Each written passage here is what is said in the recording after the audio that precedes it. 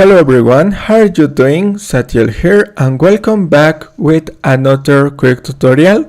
In today's I'm gonna show how to restore your Windows to original desktop or how to fix not showing desktop in Windows 10 or Windows 11.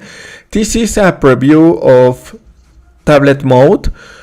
For disable this mode, go to the start menu in the top, go to the start and type tablet settings and hit enter in the first option, tablet settings.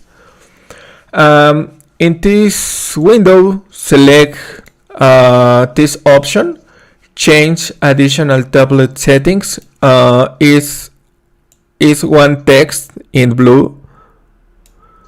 Click in change additional tablet settings, one click, and you select switch off in this option in tablet mode. Turn off this switch is the first option, and turn off and close this window and go back to original menu in Windows 10 or original default configuration.